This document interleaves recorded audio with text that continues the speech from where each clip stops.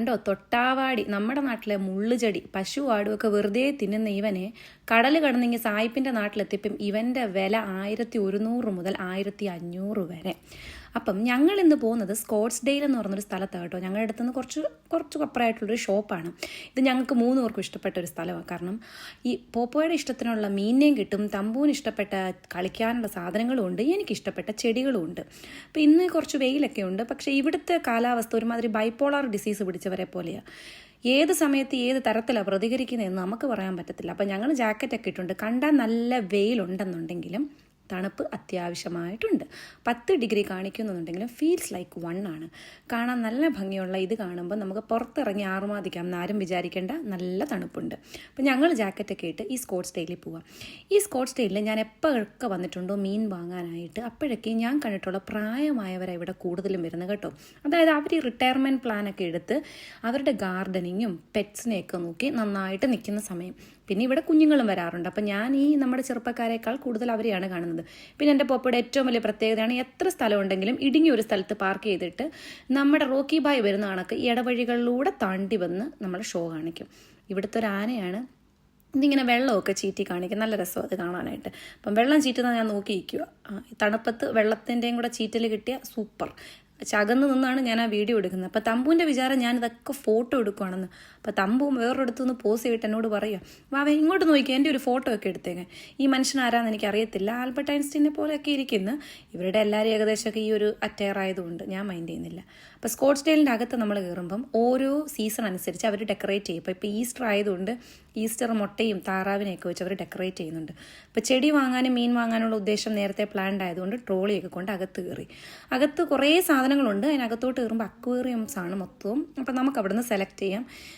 ഇതിനകത്ത് fresh water മീനുകളുണ്ട്, salt water മീനുകളുണ്ട്, നമ്മുടെ guppy, fighter, മോളി, അങ്ങനെയുള്ള ഒരുപാട് മീനുകളുണ്ട്. ഈ മീനുകളെ പറ്റി എനിക്ക് വലിയ ധാരണയൊന്നുമില്ല. ഇതിൻ്റെയൊക്കെ ഉടമസ്ഥത എൻ്റെ ഭർത്താവിനുള്ളതാണ്. ഞാനിതിന് തീറ്റ കൊടുക്കും എന്നല്ലാതെ. പക്ഷേ ഇത് കാണാൻ നല്ല ഭംഗിയാണ്. പ്രധാന പ്രശ്നം, നമ്മുടെ നാട്ടിൽ ഞാൻ പണ്ട് ഒമാനിൽ നിൽക്കുമ്പം 1 റിയാൽ, അതായത് 200 രൂപ കൊടുക്കുമ്പോൾ നമുക്കൊരു ഫൈറ്ററിനെ കിട്ടും.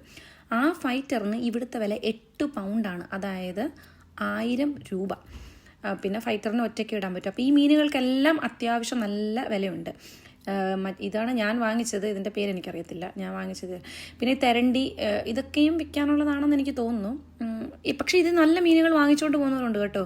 നമ്മുടെ ഈ നെമോ, ഈ നെമോയ്ക്കൊക്കെ നല്ല വിലയാണ്. ഒരെണ്ണത്തിന് 10,000 രൂപയാണെന്ന് തോന്നുന്നു. ഒരു ജോഡിക്ക് 10,000 രൂപയാണ് നെമോ. അപ്പോൾ ഇതെല്ലാം ഫ്രഷ് വാട്ടർ മീനുകളാണ് കേട്ടോ. ഇതിനെല്ലാം നല്ല വിലയുണ്ടാകും. നിങ്ങൾക്ക് കാണാൻ പറ്റും 45 പൗണ്ട് എന്ന് പറയുന്നത് 5000 രൂപയ്ക്ക് അടുപ്പിച്ചാണ് ഒരു ജോഡിക്ക്, അല്ലെങ്കിൽ ഒരു പെയറിന്.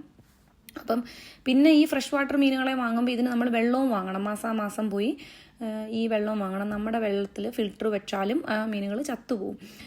ഏറ്റവും ഭംഗിയുള്ള മീനുകൾ എനിക്ക് മനസ്സിലായത് ഈ സോൾട്ട് വാട്ടറിലെ കടലിനടിക്കോട്ടുള്ള മീനുകളാട്ടോ. അത് ഞാൻ കാണിച്ചു തരാം. ഇങ്ങോട്ട് ഈ കളർഫുള്ളായിട്ടുള്ള ഈ മഞ്ഞയും നീലയൊക്കെയും വരുന്നത് അതിനെ കൃത്യമായ ടെമ്പറേച്ചറൊക്കെ മെയിൻറ്റെയിൻ ചെയ്തിട്ടുള്ള സോൾട്ട് വാട്ടറാണ്. അതിനും വെള്ളം നമ്മൾ വന്ന് വാങ്ങണം. പിന്നെ ഇവരുടെ പെറ്റ് കെയറിങ് ഒക്കെ നമ്മളെ കണക്ക്, പണ്ട് ഞാൻ ഒരു ബോളിനകത്ത് ഫൈറ്ററിനെ ഇട്ട് വർഷങ്ങളോളം ഒമാനിൽ വളർത്തിയിട്ടുണ്ട്. പിന്നീടാണ് ഒരു അക്വേറിയൊക്കെ മേടിച്ച് പ്രോപ്പർ ഫിഷ് ഫുഡൊക്കെ കൊടുക്കുന്നത്. ഇവിടെ വന്നപ്പോഴാണ് ഓരോ മീനും അതിൻ്റേതായ ടെമ്പറേച്ചർ മെയിൻറ്റെയിൻ ചെയ്യണം. ചിലതിന് വെജിറ്റബിൾ ഫ്ലേക്സ് ആണെങ്കിൽ ചിലതിന് മാത്രമാണ് മറ്റേ കുരുകുര എന്നുള്ള സാധനം. അങ്ങനെ വ്യത്യസ്തമായ ഫിഷ് ഫുഡുകളുണ്ട്. ഇവൻ ഭയങ്കര ഭംഗി. ഇവൻ്റെ വലിയൊരു സാധനം ഉണ്ടായിരുന്നു, ഒരാൾ മേടിച്ചുകൊണ്ട് പോയി. ഇതിന് നല്ല വിലയാണ്, 100 പൗണ്ടാണ് അവൻ. പിന്നെ ഇത് കുലുങ്ങി പോകുന്ന ഇതിനെ കാണുമ്പോൾ നമുക്കറിയാം നമ്മുടെ ഗോൾഡ് ഫിഷ്. പക്ഷേ ഈ ഗോൾഡ് ഫിഷ് ഇത് 20 സെൻറ്റിമീറ്റർ വരെ വളരുന്ന ഗോൾഡ് ഫിഷാണ്. പക്ഷേ പ്രധാന പ്രശ്നം, ഇവനെ എൻ്റെ കുഞ്ഞു മീനുകളുടെ പോയിട്ട് ഇവൻ അതിനെ പിടിച്ച് തിന്നും. അതുകൊണ്ട് ഞാൻ അവനെ വാങ്ങിച്ചില്ല. ഇപ്പം നന്നേ വളരും, മെയിൻറ്റെയിൻ ചെയ്യാൻ ഇവനെ എളുപ്പമാണ്. പക്ഷേ ബാക്കി മീനുകളെല്ലാം ഇവൻ അവൻ്റെ വലിയ വാഗുകൊണ്ട് തിന്നും. പിന്നെ അങ്ങോട്ട് പോകുമ്പം ഈ കോയി കണക്കുള്ള മീനുകൾ, കോയികളുടെ ഇവൻ്റെ പേര് ഞാൻ മറന്നു. ഇവൻ ചുണ്ട് നീണ്ടൊരു മീനാണ്. പക്ഷേ ഇതാണ് കോയിയുടെ പല സൈസ്. കോയിയും 20 തൊട്ട് 30 സെൻറ്റിമീറ്റർ വരെ വളരും. ഇത് നമ്മൾ ആ കൊറിയൻ ചൈനീസ് സിനിമകളിലൊക്കെ കാണുന്ന വളരെ ഭംഗിയുള്ള മീനുകൾ. അതിൻ്റെ ഓരോ ഘട്ടം അനുസരിച്ച് മാറ്റി ഇട്ടേക്കോട്ടോ. ചെറുത്, ഇച്ചൂടെ വലുത്, 10 സെൻറ്റിമീറ്റർ, 15 സെൻറ്റിമീറ്റർ, 20 സെൻറ്റിമീറ്റർ. ഇനി ഞാൻ 30 സെൻറ്റിമീറ്റർ മേളിലുള്ള മീനുകളെ കാണിച്ചു തരാം കേട്ടോ. ഇവരാണ് 30 സെൻറ്റിമീറ്ററിനേക്കാൾ കൂടുതൽ. തമ്പു പിന്നെ അവൻ്റെ അപ്പനെ കണക്ക് എവിടെ പോയാലും അവൻ കൂട്ടുകാരെ ഒപ്പിക്കും. ഏതോ ഒരു കുട്ടീനെ പിടിച്ച് അവർ രണ്ടുപേരും കൂടെ സെറ്റായി. പിന്നെ ഇവർക്കൊരു പരിപാടിയുണ്ട് ഇവിടെ. ഇവരുടെ മീനുകളെ നമ്മുടെ കൈ കൊടുക്കുന്ന കാശ് കൊണ്ട് വാങ്ങിച്ച് നമ്മളെ കൊണ്ട് ഫീഡ് ചെയ്യിക്കും. അതായത് ഈ കുഞ്ഞുങ്ങൾ വരുമ്പം കുഞ്ഞുങ്ങൾക്ക് മീനിന് തീറ്റ കൊടുക്കാൻ ഇഷ്ടമാണല്ലോ. അപ്പം അവിടെ 1 പൗണ്ട് കൊടുക്കുമ്പോൾ ഇതേ കണക്ക് കവറിനകത്ത് ഫിഷ് ഫുഡ് കിട്ടും. ആ ഫിഷ് ഫുഡ് അവരുടെ മീനിനെ കൊണ്ട് തന്നെ അവർ കൊടുപ്പിക്കും. അതായത് നല്ലൊരു ബിസിനസ് തന്ത്രം. അവരുടെ ഫിഷ് ഫുഡും വിറ്റുപോകും, മീനുകൾക്ക് തീറ്റയും കിട്ടും. അങ്ങനെ ഇത് പിന്നെ കുഞ്ഞുങ്ങളെ മാത്രം പറയണ്ട, എൻ്റെ ഭർത്താവും എൻ്റെ കുട്ടിയും 2 പേരും അടി കൂടുന്നുണ്ടായിരുന്നു. അവർക്ക് 2 പേർക്കും മീൻ തീറ്റ കൊടുക്കണം എന്നും പറഞ്ഞിട്ട്. അതുങ്ങളുടെ വലിപ്പം കണ്ടോ, എന്ത് രസമാണ്, വായൊക്കെ തുറന്നിരിക്കുന്നത് കണ്ടോ. അത് മൊത്തം ഇങ്ങനെ ഞാൻ ചിന്തിക്കാറുണ്ട്, ഈ വെള്ളവും കൂടെ കുടിക്കുമ്പോൾ ഈ വെള്ളം എവിടെ പോവും, വെള്ളം ഇവർക്ക് വയറ് നിറയില്ലേ എന്നൊക്കെ. അറിയില്ല, എന്തായാലും നല്ല ഭംഗിയുണ്ട്. ഇതിനെ വാങ്ങിച്ചുകൊണ്ട് പോകുന്നവരുണ്ട് കേട്ടോ. എനിക്കറിയില്ല ഇവർ അകത്ത് കുളം കുത്തിയിട്ടാണോ പുറത്ത് കുളം കുത്തിയിട്ടാണോ, കാരണം പുറത്ത് ഇത്രയും തണുപ്പല്ലേ.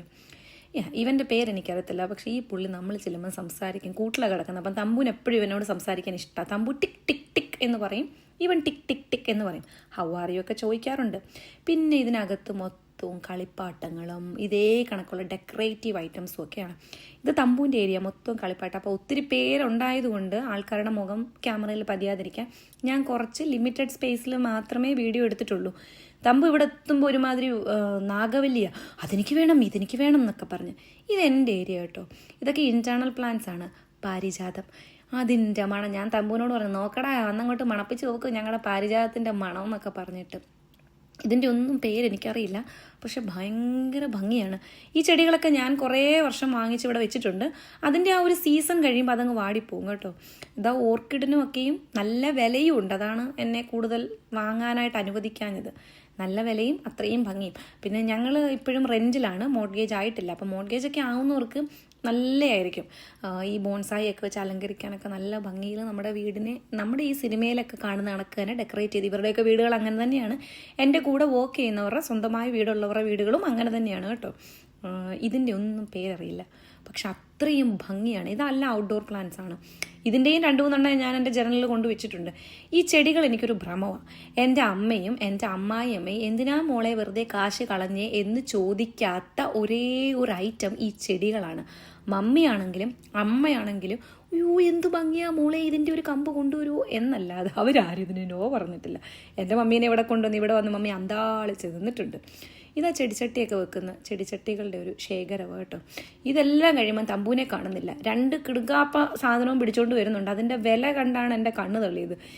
എന്ത് സാധനമാണ് ഇതെന്ന് അറിഞ്ഞുകൂടാൻ വേദ തലയ്ക്ക് കൈ കൊടുത്തിരിക്കുന്ന പോപ്പയെ പുറകെ കാണാം. ഇത് ഓരോന്നിനും 500 രൂപ വെച്ചിട്ട്, അതായത് 5 പൗണ്ട് വീതം.